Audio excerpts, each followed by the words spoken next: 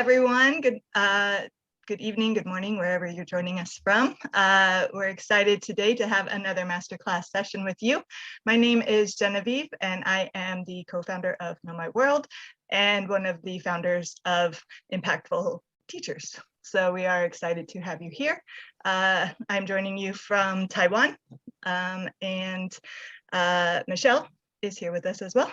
Good morning, Michelle, or good evening. Good morning, good evening, good night, good afternoon, wherever you are. I am Michelle, and I'm the founder of Ignite for Impact. And like Genevieve said, along with Genevieve and Know My World, we help teachers and counselors and educators from all over the world to be impactful teachers, cultivating their programs to move from SEL to compassionate leaders. And like she said too, we are super excited to have Peter with us. Those of you that did not catch Peter's lesson a couple weeks ago on interviews, you got to check it out, because what an amazing lesson. You know, as teachers, we get lessons sometimes that we have to modify the heck out of because doesn't fit our kids. This one, I'm telling you, and Meg, we were just talking, you know, elementary teachers, that lesson is, it could go from kindergarten all the way up through college, and then adults too, because there are some adults that could really use some of those skills on interviewing. So definitely check that out. But I'm going to quickly turn this over to Peter Hostrawser from Chicago. He is the unlearning coach. He's got a corporate background. He's got a journalism anchor reporting background, but has spent a lot of time as now a teacher, teaching business, like I said, in the Chicago area. But he's just got this amazing information, lessons, plans to take your kids from wherever they are, elementary, middle, high school, and using things to get them propelled into the real world, like we say. So Peter, yeah. I'm going to mute myself and turn it over to you. Thank you. Thank you so much. And thank everybody live and recording. It's great. It's funny. We were just talking because this is actually being recorded partially in March in some parts of the world and partially in April. So it's very humbling to be presenting in 2 months of the year. My name is Peter Hostrawser. I am deemed the unlearning coach. I think we have a lot of unlearning to do out of traditional outdated systems, and a lot of relearning or new learning to do as we kind of move forward post-pandemic into education. Just a bit about me. I am 21 years in the classroom teaching business. However, I've never quite got out of business. I am a twice failed, third time still trying entrepreneur, and creating a lot of different things from consulting and ed tech world. And I also have a background previous to education in the corporate world. As Michelle stated, I've worked for companies, a lot of, hotel industry companies. I've also worked in autotrader.com. Believe it or not, we were showing people how to sell cars online back in the day. I'm aging myself there. So I've got a lot of these different backgrounds, and all I wanted to do in life is to help youth and others, for that matter, find their value and learn how to show their value. And I feel like I've got a great job as an educator. I teach on the south side of Chicago in Palos Hills at Stagg High School right now. So today, what we're going to do is we're going to talk a little bit about guiding students and how to use effective communication and documentation. And as was previously stated, I do have a 10-minute video on in the Facebook group. I would definitely check that out, because that's a great way to connect learners with people and have them understand how to, I should say people who are in the professional world, how to really communicate and ask the right questions and talk to people. So that's where we're going to go from there. I'm going to share my screen if that works. I'm going to go over to screen 2 here, and I will put this up and start my slideshow. Can everybody see that? Can I get a thumbs up we're good? Okay, awesome. So here's the title slide. Thank you all for making this. I love the colors and everything. But yeah, we're going to start talking about how to connect your classrooms with outside entities and get students kind of working with outside things, people, clubs, whatever. I'm going to give you a few strategies there. And then we're going to go all the way into how to build a portfolio. And at the end of it, I'm going to challenge everybody to figure out a few ways to, hey, how can I build on this certain platform called SpikeView? So just to recap here, I do also podcast. I have a podcast called Disrupt Education. It is really great, in my opinion, because I get to learn from all different people across the world about how they're changing education. So take a look at that. It's pretty much all across the world. There's this here, and I will put in the chat for everybody a link to this presentation as well, so you can get that pretty soon here. So in my studies, going back into 2015, I got to do an EF tour, and that EF tour is Education First, I believe, tour. We had a chance to take 30 students across seas, across Europe, amazing things that we're doing across the world, and had the opportunity to listen to the late Sir Ken Robinson speak, which was a life-changing moment. But in that, we were studying about what is the next learner going to have to do? What are the skills that the next learner are looking for? And these were two of the biggest ones that came up. And these are always going to be on the top 10 list of the skills that we want our youth and even our adults to have, is adaptability to change and that creativity in generating new ideas. And creativity is that word where it's not just an idea, it's actually creating. Obviously through COVID, we have been forced to adapt to change. And there's a lot of different things here. I know the Ignite for Impact and the social emotional things coming out of Know My World. And these organizations are great because we need these to help our students and everybody for that matter, adapt to change.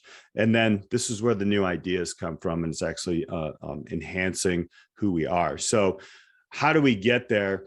Well, I just tweeted this a couple of days ago, so I wanted to share this tweet. The future of work is skills-based. It's no longer about the content you've learned or the job you've performed before, but what skills you've acquired and if you're agile enough to adapt to those new challenges. That sounds very similar to those two things that I just mentioned on the previous slide. So how do we get educational systems and or just educators in general to show their student skills? And that's what we're going to talk about today, and I'm excited about that. So let me just break down this into a couple of areas that we're going to take a look at. Connecting academia in the real world, right? Some places do it very well, some places struggle. And how are we going to look at beyond the grades and test scores? I'm going to ask everybody here a very interesting question on that. I'm going to kind of introduce digital portfolios and, just give you an idea of what they can be. And then there's an interactive lesson at the end of this, and to where I'm going to challenge everybody here and on the recorded session to take a look at this platform that I've been working with closely. Even my son, I'm actually going to highlight my son. I've asked him, and we're going to have some questions and reflections there. So let's get started into the first part of connecting academia in real life. There's a couple of things here that, with certain people here, if you're here or on the recorded session, one of the things I would love to do is see some comments, right? So, if you have any comments, go ahead and type them in, ask questions. We'll keep this interactive, and I would love to connect across the board on how maybe some of the ideas that you're using to bring in reality into the classroom and help our youth actually solve real world problems here.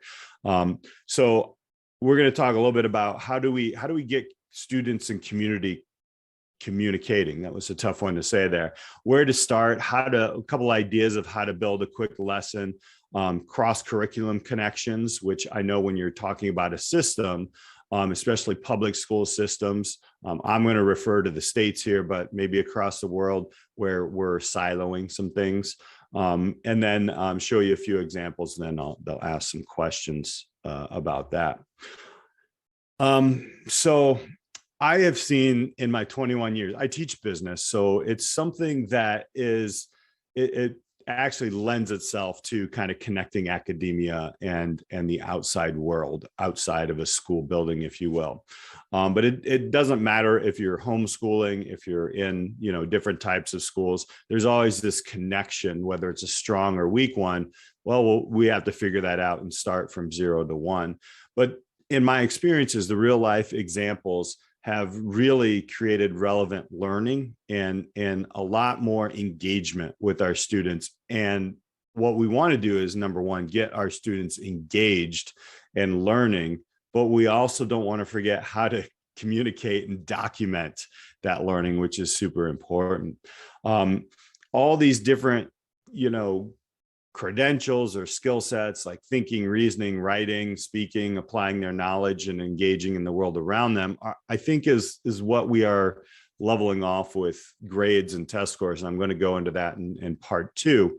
I'm going to explain a few stories here in some of these pictures. So let's jump into a couple of places that we all can start are communicating, right? Our students are already communicating with each other. A school is such a social place. Whether, you're gathering a bunch of youth together, there's a lot of social pieces there. And actually, a lot of times right now, we're relearning that, which is very interesting, especially post-pandemic or even kind of during the pandemic here. So this, you almost have to take a step back, and I'll describe this a little bit later on, and kind of slow down and it goes back to the unlearning piece. The first place that I always like to start, especially when we're starting to connect, is the people in our own schools, in our own entities where people are together. This picture here is actually of my small business management team. I guess it was a class in Oak Park and River Forest High School in Oak Park, Illinois. Most of these pictures are from there because that's where I pulled a lot of this from. The people standing up are obviously 2 students, and they're talking about how to redesign a classroom, their own learning environments. So they're presenting, and at that table, sitting down, is a couple of the business and the accounting people of the school corporation, the principal and the technology person are all sitting around there. So that's one way to start connecting and communicating with each other in a school to become engaged. So in your own school is a great place to start. The next one is a great one. This parent came in, and this was back when the MTV was still just kind of out there, and they were doing a lot of actually work with some businesses, teaching them about millennials and how millennials interact. And the students in this classroom were millennials. I'm dating myself here a little bit, but it was just so cool to have somebody from MTV. And the lady, you can't really see her there on the left side of your screen, is actually was one of the corporate people at Viacom, which was a parent of MTV. And they started asking about, okay, they wanted to ask the students, here's a company, how do you make it look MTV, or how do you make it look salesy? All this came out of a connection with speaking with our own students and just listening, and what do your parents do, right? And so this young lady actually was somebody who was like, yeah, I can do that, and I can come in. And the students engaged, and then they presented a problem and a solution set. And I'm going to show you how to do that as well. But we're still looking for places to start right now.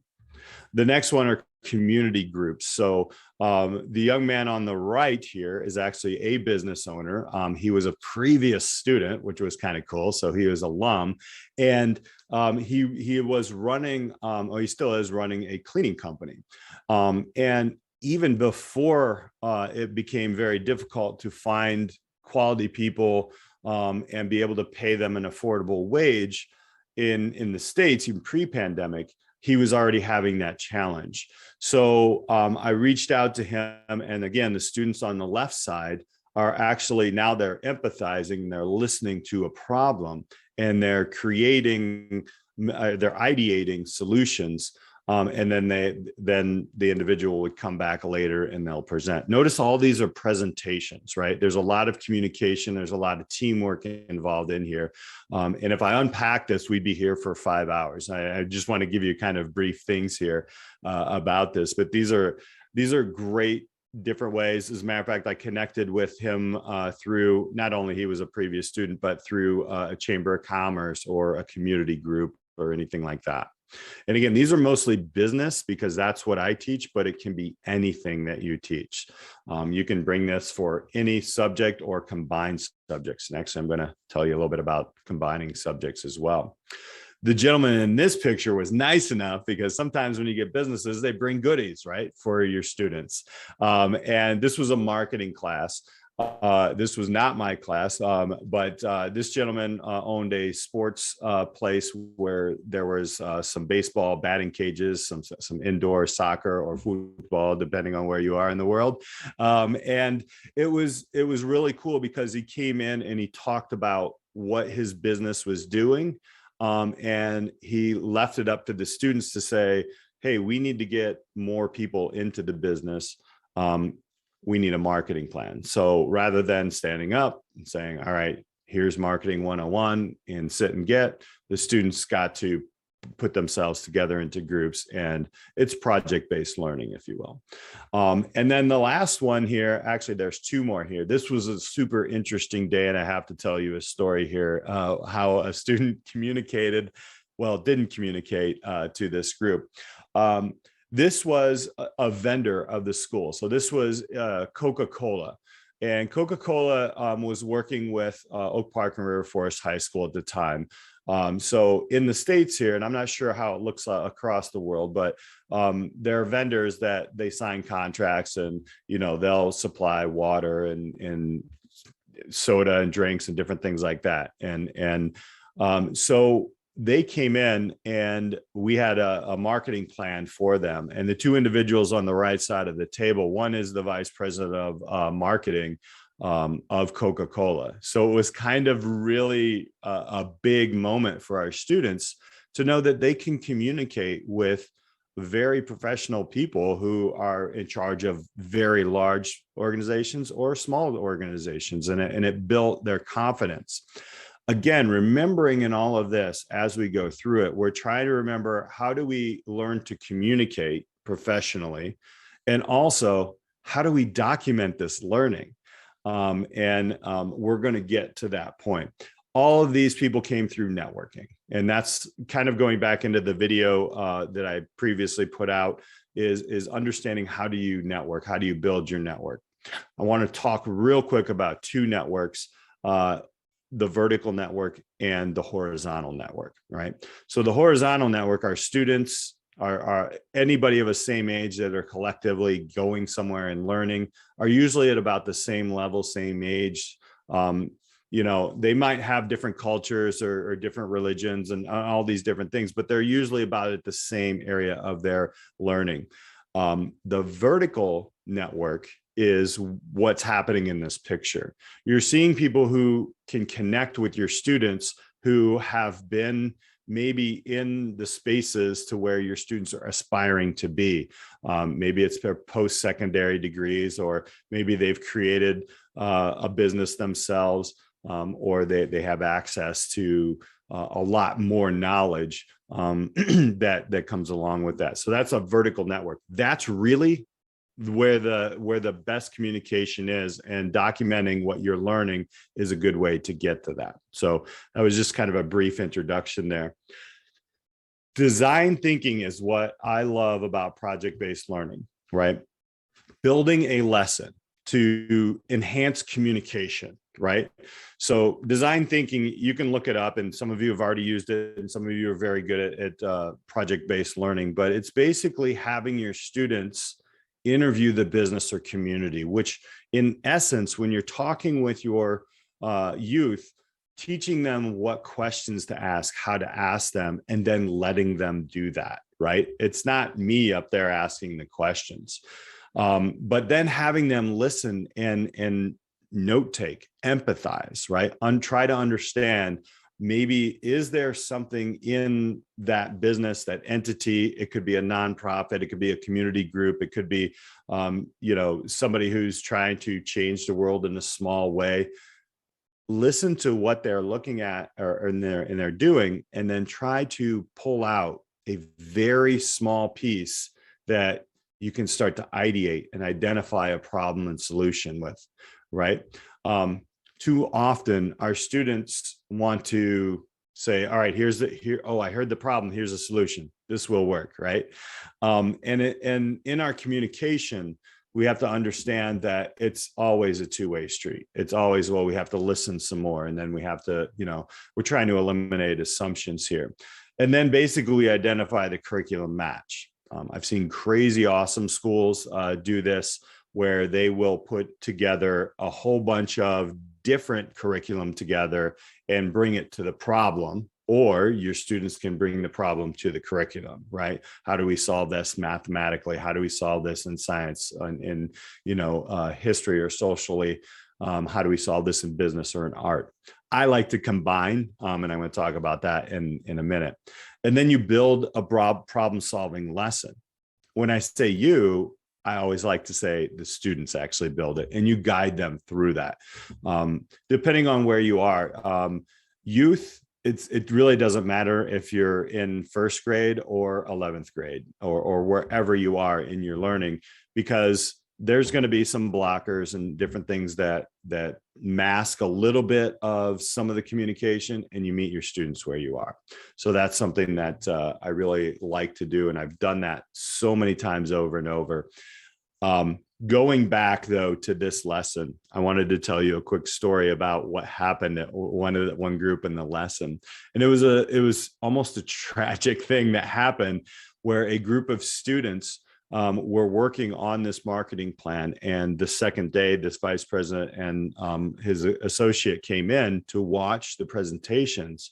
Well, we know some things happen and some students don't show up. And the one student who had the presentation was not there, and they forgot to share it. So now we're talking about communication and teamwork, right? So there was horror on the face of the kids. They were, what is going to happen? What should I do? So I was like, well, I will put you last and build like crazy, because they brought in, they're here for you, and I don't want you to waste their time. So do your best. Ended up at the end of the class time, the two students who were there actually had 3 slides. 2 of them were done, sort of, and then one was not even finished, and they stumbled through it. And the professionals were obviously very professional, because I think you have to find people who are going to allow that failure to happen. And they went off to do their evaluations and give their feedback to the students in another room. And as these 2 students were walking out, one student looked at me. He just looked like he saw a ghost, and he said, I felt like I got kicked in the gut.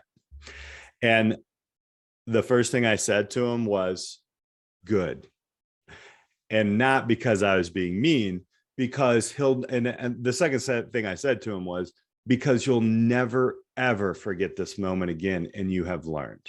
And, the grade, we're going to get to the grade not really mattering, that learning moment and him being able to expand on that kick in the gut is where we're going.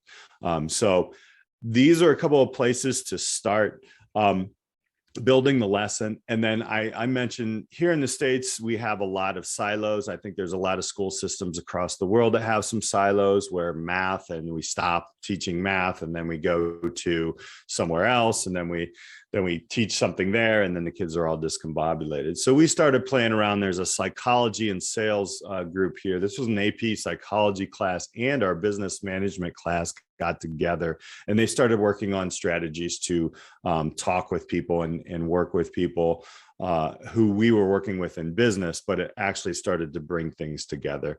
And ultimately, I think this is where schools should go, but I won't go down that rabbit hole right now, but it does create even more communication on that level, where you have different students talking about different studies, different curriculum, with each lenses coming in, which is very important. So there's communication skills across the board here. So with that, I wanted to go, and I'll get to the chat in a minute, but I wanted to talk about a partnership that we did, which is really cool. Now, this tech is no longer there, although I still talk to Betty. So don't try to email her here, but Fast Fleet Text was a place where we get our phones and you get a cracked screen, and they would actually replace the screen while your student was in school, right? And our students had to come up with different ways to kind of bring out how many sales or how many phones do we want to fix. They wanted to research what are the solutions, what are the decisions, and then they implemented. And then they came back and evaluated. So on the right, that picture is where they're presenting their ideas. And then on the left, it was the results where you had everybody get together and do this. This was an example of what we used in the school.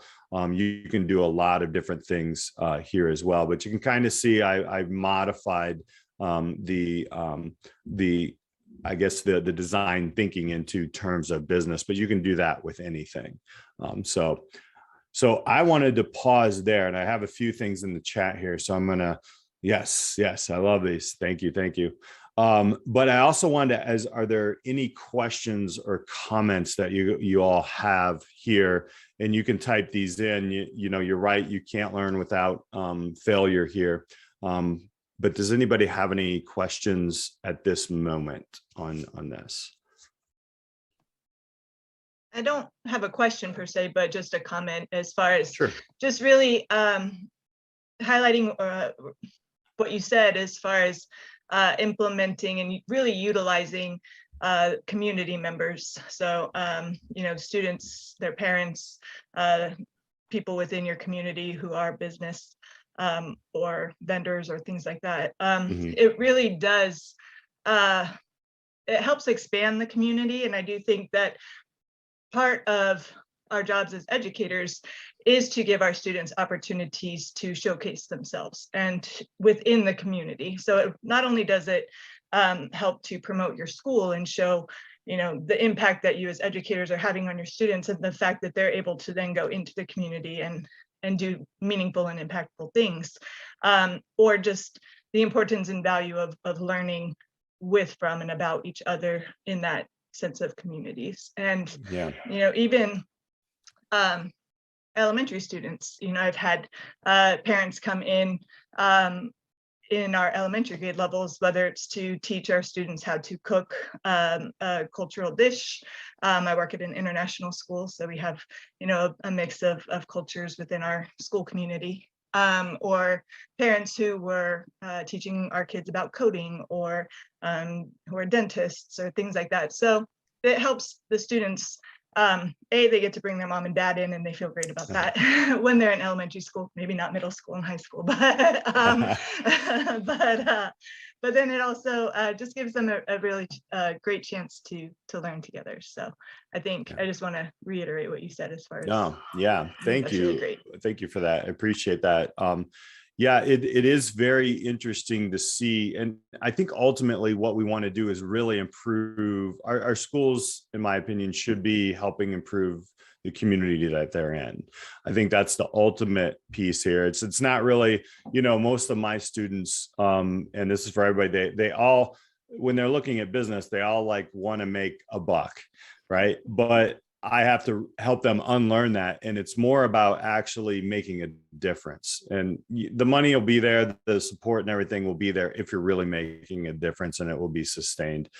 So it depends on the different communities that we're in across the world as well. You know, we're pretty privileged here where we are. We have some where I'm at anyway. So it's not, you know, there's not too big of challenges but in other places in the world, it can be.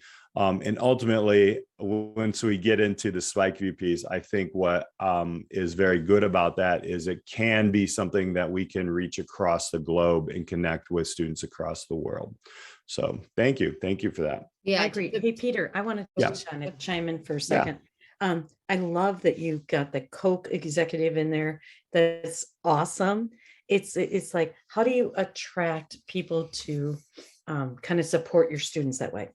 Yeah, absolutely. Well, that one was interesting. That came through 2 years of working with the actual vendor, the person who was the account executive for Coca-Cola. And it just so happened that year they were up for contract. So, you know, you got to use, you have to use, but you know what, if you're looking for those opportunities, then, you know, you'll find them.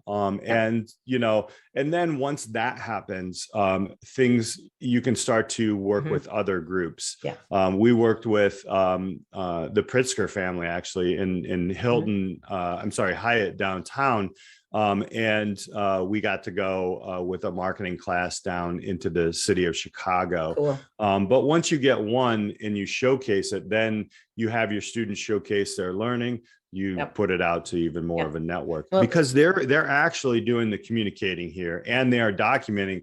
I just have been searching, and I'll get there in a moment, for that place for them to put that documentation. I'm excited for you to go there. Yeah. Awesome. And I think too, like to piggyback on what Genevieve said too, and what you said about like real world, I don't think, you know, it's, we don't need to go to the vice president. I mean, if you get the vice president of Coca-Cola or a major industry or president, I think thinking more local, more your small town, getting small businesses involved, because these kids need to see that what I'm learning will actually get me to, you know, to the next level, instead of thinking what, you know, the age old question, when am I ever going to learn this? Or when am I ever going to use this material? You get people from the community that, oh, I go to their business all the time. Oh, I shop at their grocery store, or here's the local librarian. Anybody could be, especially at the elementary level, you know, they love to ask those questions and they love to get involved. And I think, it really could tie these schools closer in with the community, instead of saying the community or the school just happens to be in the community. I know for our school, you know, our teams, our clubs, you know, we have some of them that really get involved in the community. They go out and help the community, because there really needs to be that joint effort, you know, to like, it takes a village kind of thing. So I think, just you don't have to think of like, oh my gosh, how am I ever going to get the president of this big company to come?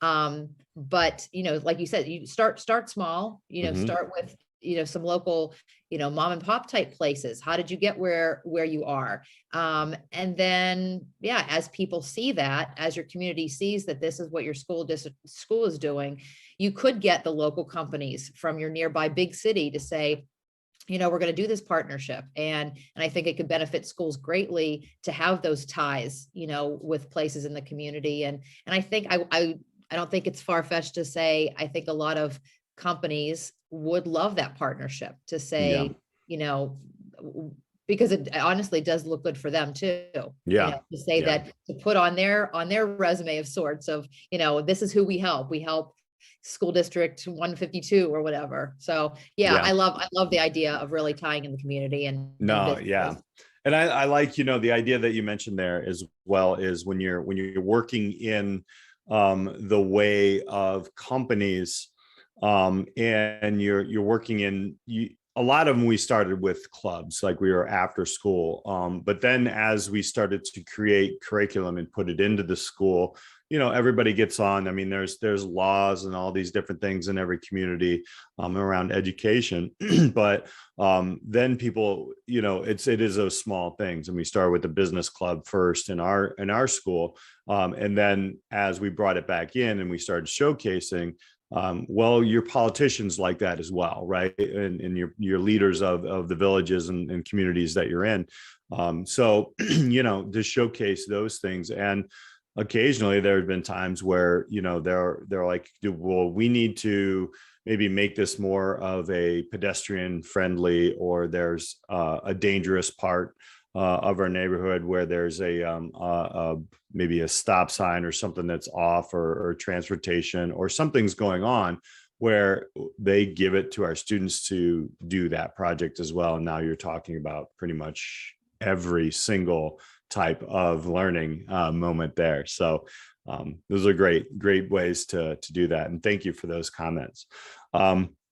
So let me move over here again. And now, so where do grades fall in all of this? So the next part here that we're going to go into here for about 10 minutes or so is going beyond the grades and test scores. How much do grades and test score show? And I'm going to actually, my opinion is not much all the time. They have their place, but I think we're changing, in my opinion. And we can have that debate. I'm up for it.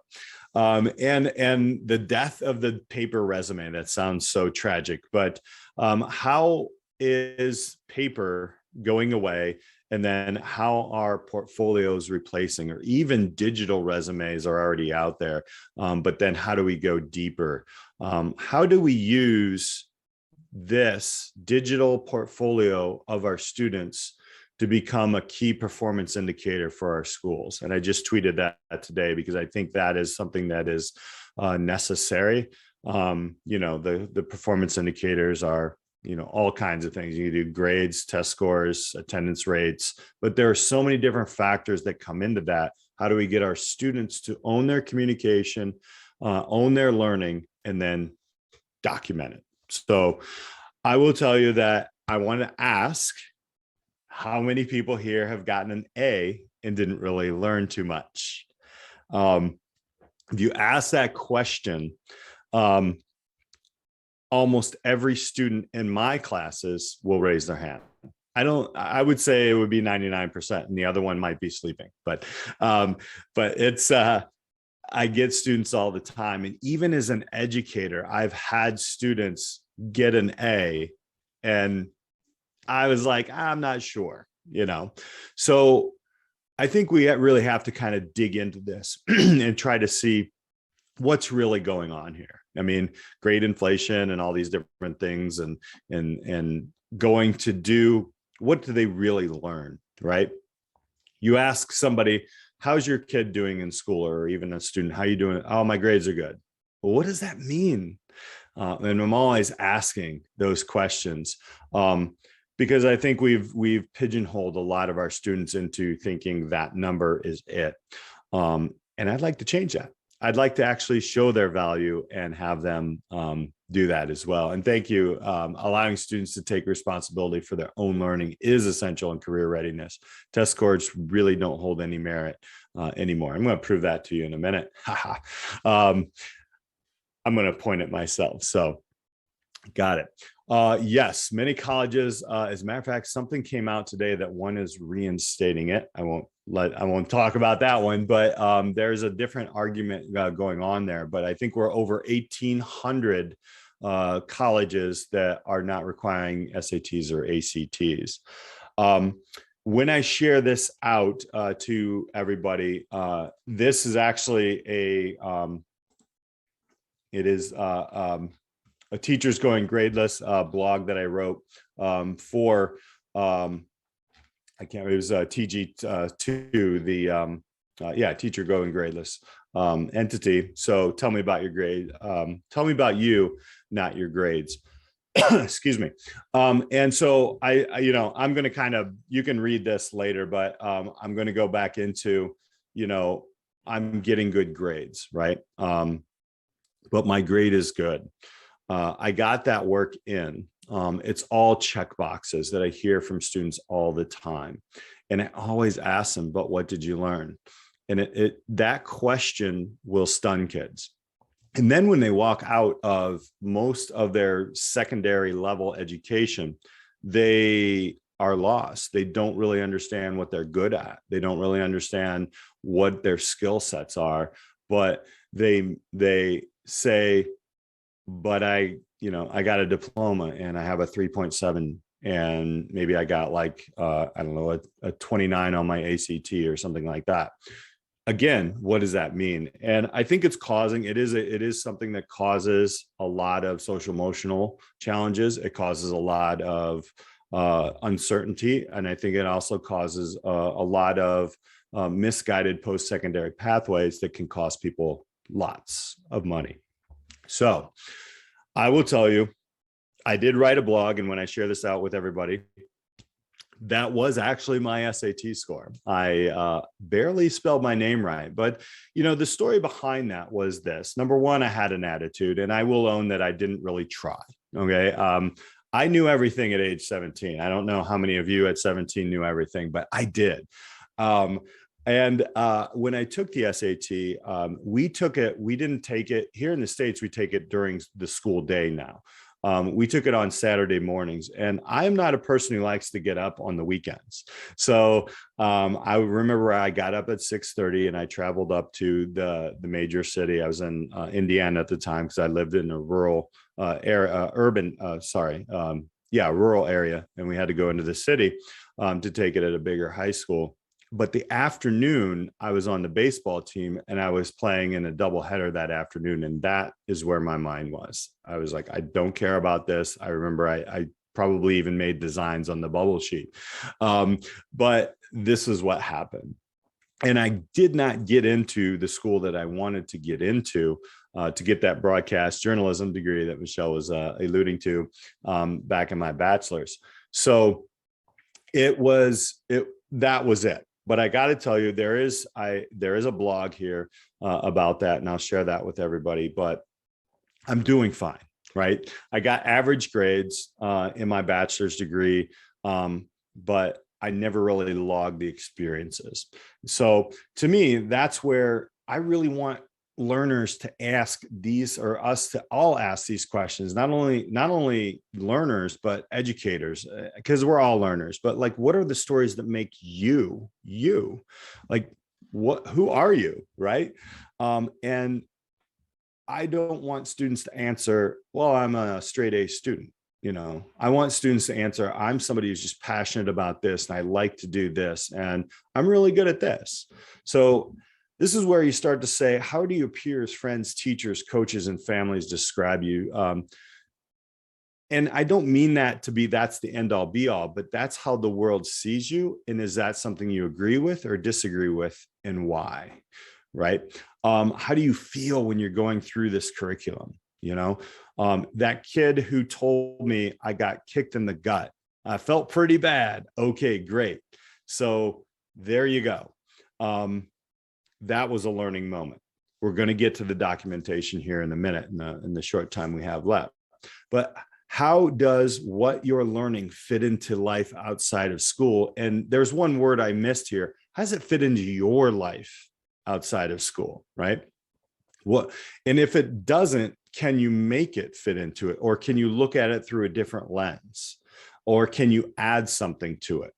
I have a study hall that I have in the middle of the day, and I love it because the students, I've learned so much more. I mean, we have so many different cultures in our high school, and it is so awesome because I'm learning right now. We are having a conversation about the Muslim culture versus the Christian culture. Like, this is study hall, folks. Like, we're having these conversations. And then one of the conversations was a history lesson that didn't make sense, or one of the students didn't agree with.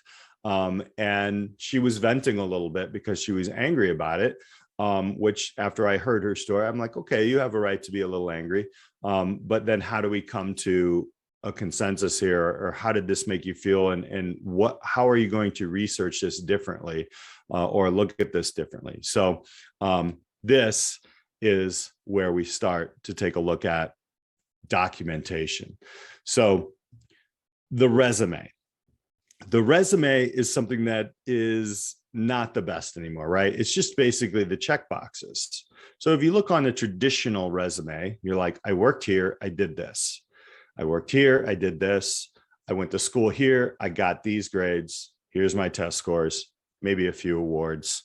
Thank you. Maybe a little bit of a summary about, how you're a hard worker, not really going deep. So everything's very surface level. And the way I see the paper resume is actually just kind of a picture or an extension of a grade card, unfortunately.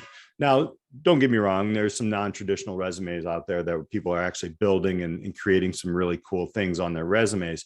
And it hints at, I really want to know more about you. If in that 7 to 10 seconds, somebody's looking through your resume, sees something, right? So I think that learning journeys are way more important than resumes, because it will kind of attest to the skills that you have and how you do some different things in your life to, tell the deeper story about you there. So enter the digital portfolio. Now, I will tell you, let me just define it here. The digital portfolio is a compilation of samples of an individual's actual work. They are superior because the actual work samples are almost always a better assessment device than a short narrative description of the work that appears in a resume. But also, we're going deeper now. Because we're talking about social emotional learning, we want to connect this work with the human. And I think this is what everybody is. This is a major factor that we learned. We probably knew this way before the pandemic, but it reared itself in the pandemic to where, wait a minute, we need to have this balance and we need to take a look at humans first here. So I actually tried to build this myself years and years and years.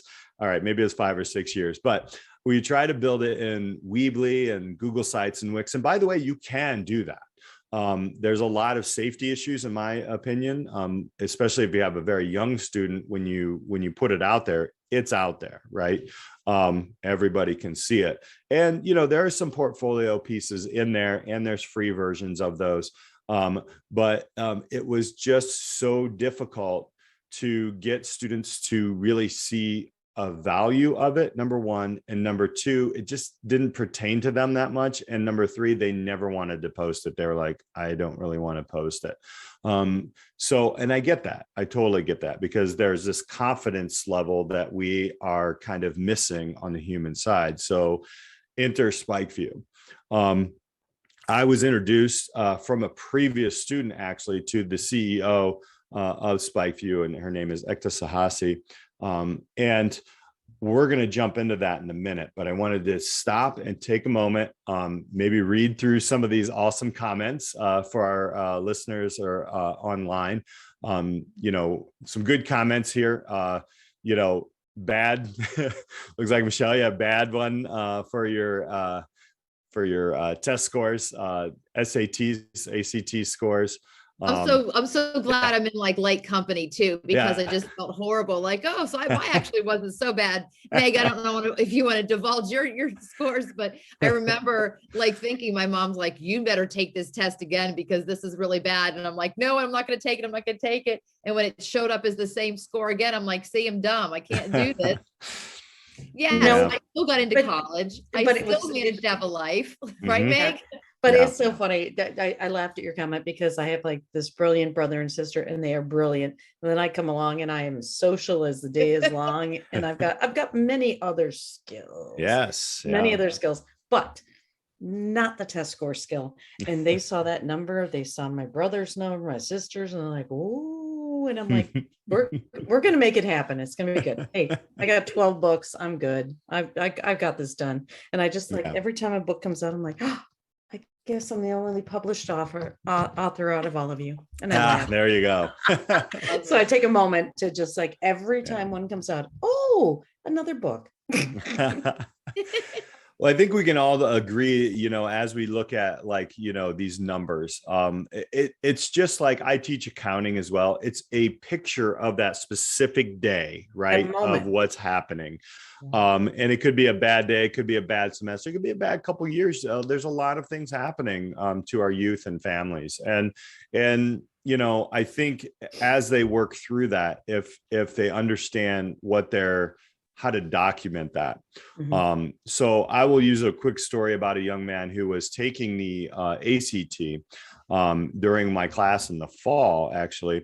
And his first one he took, and he got a score that he didn't like. So I asked him, we're actually having this conversation in class. I'm like, so how did you study for it? He's like, I didn't. I'm like, okay. And then he was like, so I wanted to do it a second time to better my score. I'm like, okay, so what did you change from the first time to the second time? And this young man was like, well, I actually started studying, but I didn't want to study the stuff I didn't know. So I kind of just rehashed the stuff that I already knew. And I was like, so what was the second time the score? What was the second score? And he said, just like you, Michelle, it was exactly the same. But he realized that. And as he took it the third time, he increased to where he was okay with the score. And I asked him, what did you do the third time? And he said, well, I dug into the stuff that I didn't know, and I challenged myself, and I time framed that out. So that is the documentation, the story of what that doesn't, the score is great, but the score is actually the pictures of each moment. What is in between is what's important. So that young man actually realizing and being, a self advocate of understanding what he's going through is super powerful. And that's where we're going to go into a portfolio in specific here. I could just jump right back to another part that you had talked about just recently about the portfolio, or by the resume rather. I like doing resumes. I always like, typing it up and putting it all together. And when my husband was getting, I think it was this one, it was several years ago, because he was in the same job for like 10 years. And so when we were putting together his resume, I'm like, oh, I can pull up one of your old ones and I'll put it to, we'll add the stuff or whatever. Well, when I typed in resume, I'm like, whoa, wait a minute, resume's changed. It's a CV now. What the heck is this? And it's interesting because it does take the new resume, CV, whatever you want to call it, is taking that next step to focusing on skills. Because what we ended up doing is there was a column, you have all these different templates. None of the templates look anything like the generic resumes that they did, but they're all like in blocks and colorful and, eye-catching.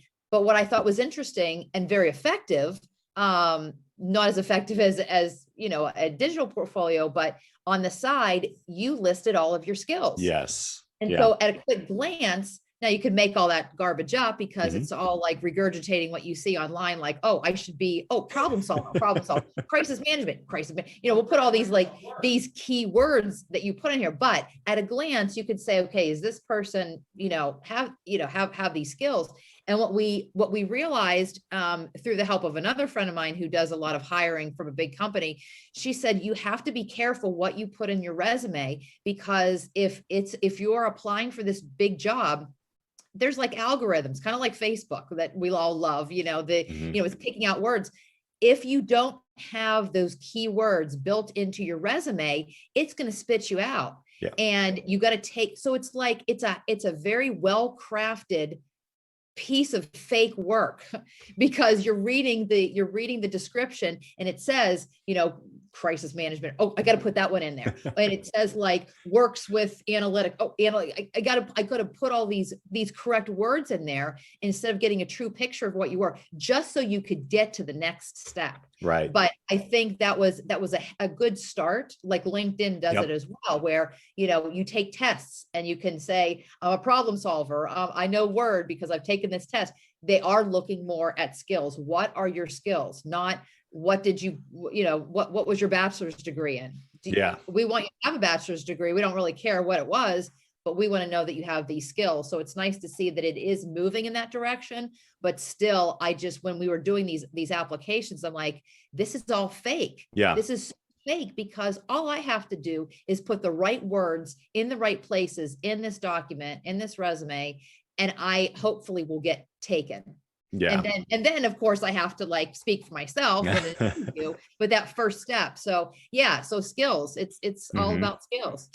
And that's interesting. I do start most of my secondary students, and again, I'm in secondary level, with an actual resume. I do that because it's a starting point for them to kind of see where they're at. And a lot of younger kids are like, oh, I haven't done anything yet. And I'm like, we're about to find out you have, but Yes, make your resume very, very, basic. And then we're going to go and show how deep it is. And this is also the other part of it where we're talking about, and we'll talk about this a little bit later though, is networking, like teaching our youth to network with people as well. So they may even bypass some of that, AI word pickings and everything. And Genevieve, I want to like read your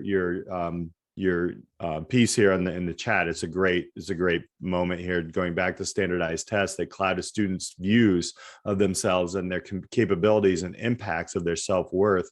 The concept of smart goes way above the letter grade or test score, but we as a society don't teach students nearly enough. I think they cause more harm than good. I would totally agree with you there. I think that was beautifully put, because students will start to give up in learning because they don't think they can learn by those numbers, which the portfolios we're about to take a look at is actually showing what you can learn and who you are.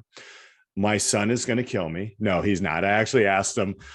So what you're seeing on the screen now is a little bit of a challenge. I know we're running late on time, but I'm going to leave everybody with a challenge here, and I'm going to leave this here and some information to where you can connect.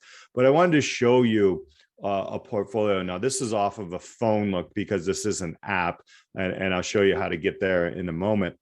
But I want to tell you this story about my own son, because I don't like to do things or teach things and or tell people what to do if I'm not doing them myself, to be honest. And that's just a rule of life. It's a rule my grandfather actually instilled in me, as one was an entrepreneur and one was a teacher. So this is my son's portfolio a few months ago, as a matter of fact. And what I did is I encouraged him to create a spike view. So what you're seeing here is a spike view. You're seeing the scrolling of the stories, and there's more things in there. We actually just got his breakdown on his favorite car there. And what I did is I asked him, after he wrote all these things, what do you think? How would you describe yourself? And he described himself way differently than before. Before he's like, oh, I'm just an average student, doing my stuff. And now he's like, well, I kind of look hands-on. I like computers and cars, and I like to problem solve with my hands and see something actually be fixed. And then I was like, do you mind if I show this to my students in class and ask them? And lo and behold, they said the exact same thing. So now my son has some more like vision, and he actually got a job because of this. He works at a place called Micro Center, which is a computer store here in the suburbs of Chicago, just by 4 stories. But let's dig into this and take a look at this. So I have a couple of things here that we can look at a little later, that you all can take a look at, but I want to show you what a spike view looks like and what it is. So when you're building these, and I will go to my own here in a minute, this is one of our spike view people who are like, yeah, you can use mine, Jaden here. And you basically put, it's almost like LinkedIn-ish, if you will, but you put your stuff here on your pictures. We teach students how to take a professional picture instead of, this is not your typical social media. This is something where they're now learning their professional self. And now they have a place to start to collect who they are, what they're learning. There's a summary here where they're putting a summary. And actually, a lot of students will just take the summary from their resume and put it here. But it's just a basic piece of who they are. As they share their stories, which I'll show down here, there is this spider web that kind of gives them the look of, well, okay, Jaden's got a lot of hobbies. He's pretty good with electronics and community, maybe not so much in construction and just regular interest. And by the way, you can create these themselves. This is where the AI comes in and actually kind of tells you what you are. So, or kind of helps see where your biggest strengths are. And these are the kind of attributes where, he's mostly, has a lot of self-control and grit and leadership and teamwork. And it starts to help you identify your strengths, which is something that I love. Now, again, this sounds like a commercial. You can do all this on other platforms, and even create them on, website creators. But I really like this because it's free, A, and B, it's easy for students to walk through on their phones or on a desktop. So you're kind of seeing here, he's got a school here.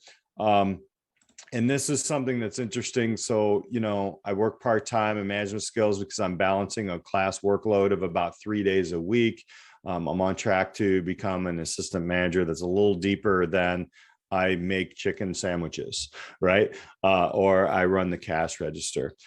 There's also different places where you can go deeper. And we have a lot of athletes, a lot of artists who go deeper into a sports portfolio where they can go deeper into what they are, where they're playing, and they can put all those stats there, or, their artwork and different things like that.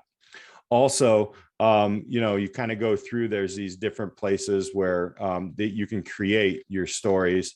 There's future goals where you can connect and do some different things, and even planning after high school. And you can change this. It doesn't have to be high school. It can be anywhere.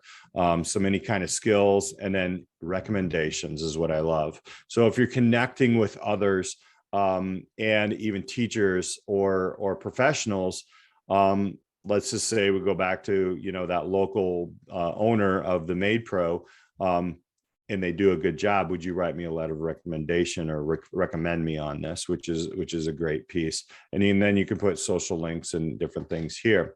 The other thing that, yeah, go ahead. I just want to chime in because I think what's really interesting about this is what you just did took less time than it would take somebody to read through a resume. And you'd said, if somebody wanted to say, oh, let me look more into this because, what is catching my eye? So I had to do reading over some essays for a scholarship.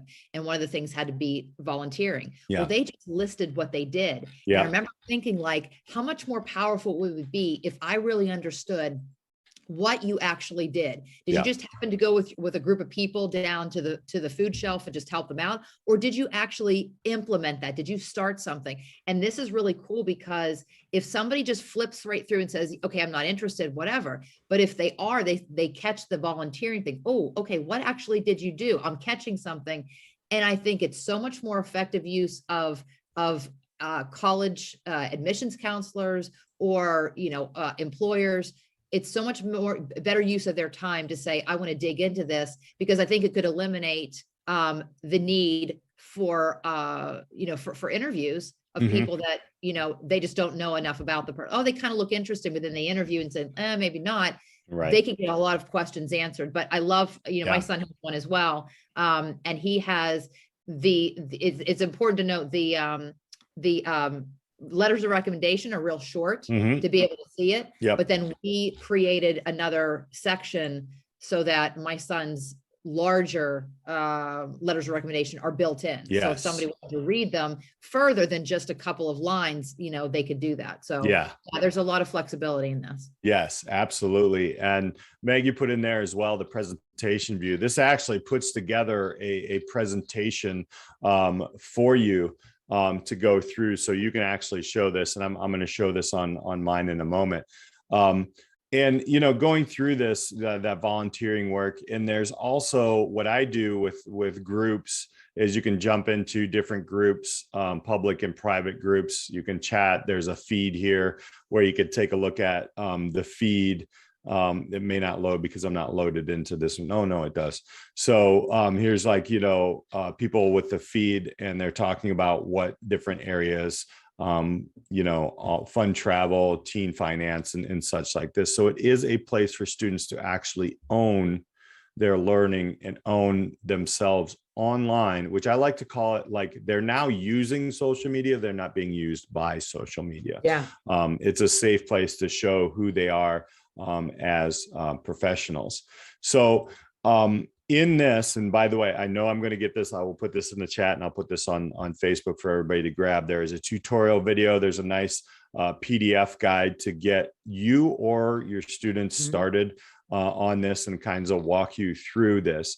Again, there's so many different aspects of this. What I like about this as an educator is the students are documenting what they are doing, and documenting not just checking the box and turning something in. They're really going deep into what they like. They don't have to put things they don't like on this.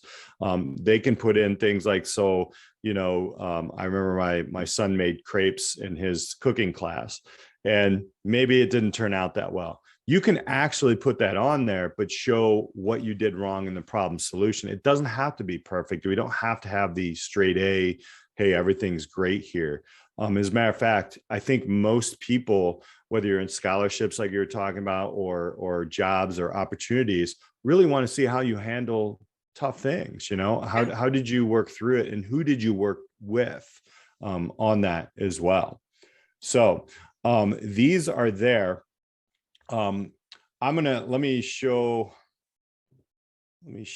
mine here for a moment. I think what you're doing that too, it's important to note that this is something that, you really can't start too early. Don't think, no, not at all. I've got middle school kids, they're not ready for this. Absolutely, because that's where they're starting to formulate who they are. I would think the middle school age, you a little bit, you're laying some foundation, but start one of these when you get into middle school. So because how often do we forget where our skill story started, why am I where I am today as an adult? But from a teen's perspective, you're 15, 16 years old. Maybe you are where you're at because when you were 12, this is something that you did, and you can look back and say, look where I started when I was 12. Yeah. And then in 2 years, I took that and I grew that to this. And so, starting this at an early age is a good idea. Right. It's even they're experimenting, not really experimenting. Kids are doing it even in the primary levels, to where, they're being guided and helping to learn how to write their own stories. Because now, I think hopefully what I don't want to happen is I don't want to continue to have to teach people to unlearn things when they get to the secondary and post-secondary, and just basically as a lifelong learner, really understanding who they are, being okay with who they are, being humble, and understanding that learning is difficult, learning is failure. Everybody's doing it. And then, I think in a perfect world, that would, hopefully this leads to it. So this is mine. I just kind of wanted to show, creating it, you can edit each one of these things. There is a space where if you're comfortable giving a pitch, you can give a pitch. I do have a 45-second intro. Here's the cool part is going through adding a story. You can connect each one of these, and these are expanding. So if I had a life experience and I'll just say I work with the community, I can title it, put a description in there. There's a drop down for a focus, any kind of skills, and it kind of helps you. It is becoming more expanded into these skills.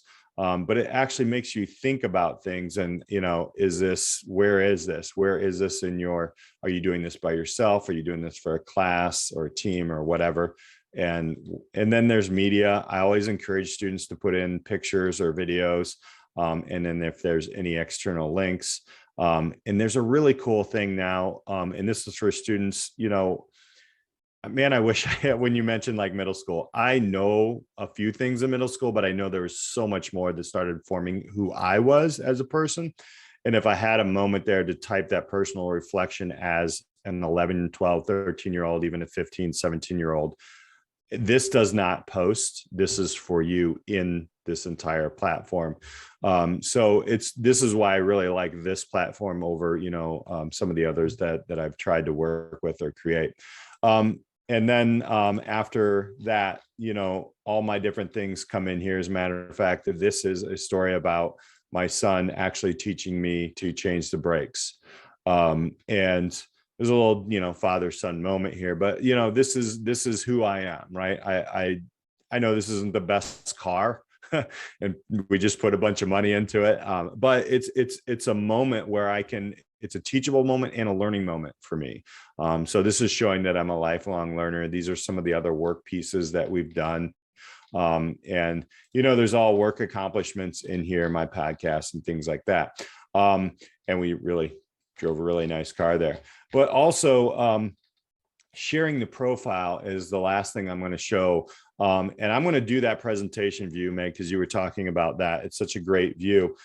You can check, and students can do this. They own this, right? Now, there is a place where we're building, or Spike View is building, where you can see this as an educator and kind of guide your students through it, because you don't want to have them put things out there that make them look unprofessional or maybe embarrass them. So you just want to help them along.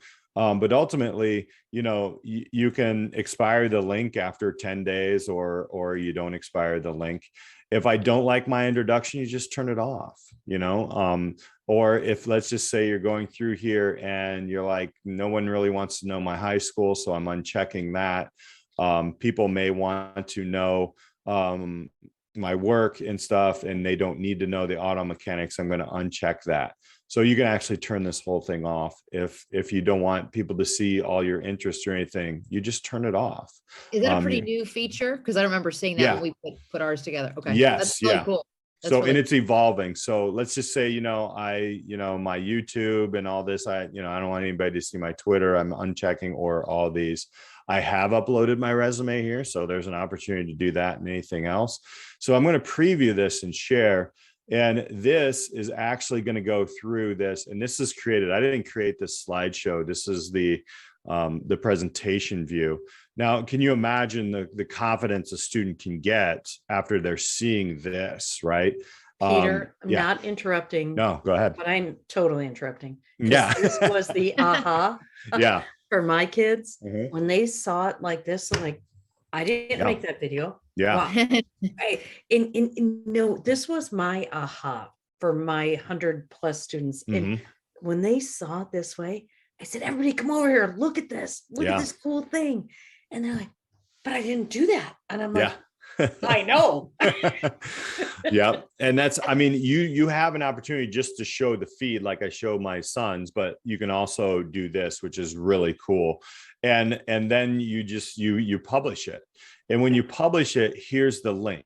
Yes. Right. And I'll copy that link, and I'll just throw the link into the chat here as well. But if I go and I paste that link down here, it will show the presentation view, and it goes right. So this is what somebody you send it to, whether it's an opportunity, whether it's somebody you have, maybe you want a job or something like that, or a college or a scholarship, or there's so many different things here. I just think like how bored I would be going through all these resumes. And if I see this, I'm like, oh, I'm going to sit back and drink my coffee and just like watch the show. I think right there, I think. And Michelle, to piggyback on that, is you like, oh my gosh, this kid's so tech savvy. I need them in my organization. Exactly.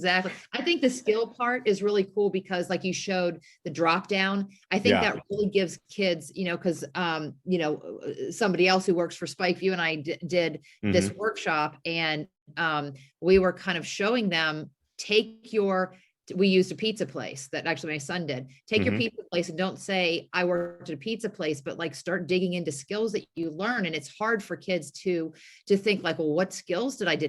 There's a drop down menu. Type in something and say, okay, what skills? Start thinking about that. And then customer service, like right there, you can. The kids, especially if you start them at middle school, they're going to start saying, wow, I'm noticing a lot of the stuff I do is leadership, or a lot of stuff I do is problem solving, or whatever it is. Then they will start feeling more successful and feeling more confident, because now they've got skills. Doesn't matter that I've got a C average. I've got actual skills because of all the things that I'm doing. And as you, like you showed, as you move and add more things to it, your skill set changes, the more things, and some of your skills go up and others stay the same. And, you clearly see where your skills are lying. Yep. And I think that's one of the greatest thing is no one's really, you can put your grades out here if you wanted to. If you choose to. Yeah. But if you choose, that's the thing. The students choose. Yeah. And I said, is that something you're super proud of? Like, wow, off the charts? And they said, well, kind of not. I said, just skip that then. Yeah, right. You don't have to show it. It's all good. You know what I mean? Like, grades that wouldn't have been my first check. Were my sisters and brothers? Yeah. grades could be secondary, you know, if you get Sure. more college counselors, admissions Mhm. counselors looking, okay, this is your first view of this child. If you Yeah. really are like wowed, okay, then the next step is we're going to look at SATs, grades, whatever. Right. So when Right. the Then we SATs and drill grades- down, but Yeah. when the SATs and grades don't come out to what you want, you know, what you're looking for, you have this as a primary. Like, Yeah. Right. yeah, they didn't do so hot, but look at all the extra stuff that Right. they did. Instead of saying we're going to weed these kids out because of their Mhm. SAT scores and not really get a chance to see who they are, this would be a great, because I did talk to a college admissions counselor Mhm. in a school on the around Detroit, Mhm. and they hadn't heard of it, and they said, wow, if we Yeah. had that would be phenomenal. And Yeah. it's a very high level, very small school, Mhm. and you know, they're very, very specific. And so you have something like this and go, wow, this Yeah. is what we need. This is definitely what we need. So I totally agree. and going through this, it is documenting, like it documents, you start with documenting the learning and then the skills and everything come out of that. And I would say, you know, here would be a challenge to start students or even yourself as an educator. I always like the educator to build it first. But you can hand this off to students, and you got to meet the students where they are. You may have to teach students how to write in a different way. There's a lot of skills that you can do that, but when you have a class together and you build that safe zone, and then they start interacting, and your students will take the lead on this, and it doesn't matter how old they are. I mean, you can have elementary, middle school, high school, college. It really doesn't matter. They'll start to show each other, hey, this is what I've done here. What did you do there? So this is where I actually start my challenge with my students, and then you can meet them where they are after this. And there's going to be some questions here, but just basically create a count, write that summary, and basically post a profile picture. Most students try not to do that, and I want to let them know you're you know. I've had dancers to just show, like, you know, a kind of a silhouette of them dancing. I'm like, that's fine, just don't put there's a cartoon character, it looks like a Simpsons character. I'm like, don't be the Simpsons character, you know, put something there. My son originally put my dog in his picture. Now, trust me, Sherman's a great looking dog. He's a shaggy dude, and he's a good guy, but I'm like, that doesn't really represent you, unless, do you want to become maybe an animal specialist or a veterinarian? No, I don't know. Like, okay, so it's time to grow up a little bit, and that's okay that you put it in there, and I see what you're doing, but that moment is a learning moment. And then creating one story. And, you know, working, like you said there, Meg, yes, we are starting to work with some really good English teachers. As a matter of fact, there's one I'm working with out of Philly, where I think, Meg, we're going to meet him, and understanding basically, you know, what this looks like. And I love the fact that you even put there, Meg, like your students struggle with the profile picture that was kind of an appropriate school image. What we're doing here is we're teaching students. I never get mad at students about this, and I know you don't, but it's like, these are things that come up, and these are also learning moments. You're now taking that student from being a social media kind of, all right, this is me privately, to this is you professionally, and this is who you can be, and really this is who you are, and be okay with that, but make it professional to where, you know, you're aspiring for more, right? Dress the job that you want, or look the job that you want, or, you know, have something that represents you in your life that's true to you. And if it comes up in question, well, that just opens up another conversation. That's the beautiful part of it. Like, maybe there's something that I don't understand. You know, it was really, really interesting. I always say, again, this is teaching students to document their learning. All the stuff that I taught before leading up to this, they can actually put that there now. If I had that back in the day, I would have loved to have that student talk about how he felt like he got kicked in the stomach, and then how he got over it and what he learned from that, because that is way more powerful than just missing that presentation and that opportunity. because he really didn't miss an opportunity. He actually learned something. So that's where I would put that there. I know we're kind of like late on time here and we're moving forward, but you know, in the chat or in the comment section, wherever you're watching this, I'd love to just kind of like throw out a couple of things, skills and benefits. What are some of the reflections of this as well? And I wanted to put this out here. There is a feedback form as well that I will, again, people in the chat here after I bounce out of this, but if you take your phone, pause this, take your phone, you can actually scan that thing and it'll take it to a form, or I will click that feedback form for you. So that is basically how we kind of create opportunities for our youth and even us as educators and adults, anybody for that matter, to connect our learning environments with communities, how to really look at things differently outside of grades and test scores or beyond that and go deeper. And then using, in this example, SpikeView to document learning and then create even more opportunities, because now we have that self-awareness. We're going to build some more confidence in our youth and even ourselves and get more clarity. Clarity is confidence, and understanding how to basically build who we are and be okay with not being perfect, but actually telling the story behind it. So there you go. Yeah, thank you. If you have any questions, my website is actually peterhostrawser.com. And I will also throw my email out there. Thank you all so much for this. And I appreciate the opportunity. And I honestly am open. If you just Google my name out there, I'm sure you can connect with me. I'd love to have you, you know, and chat with you and learn with you as well. So thank you.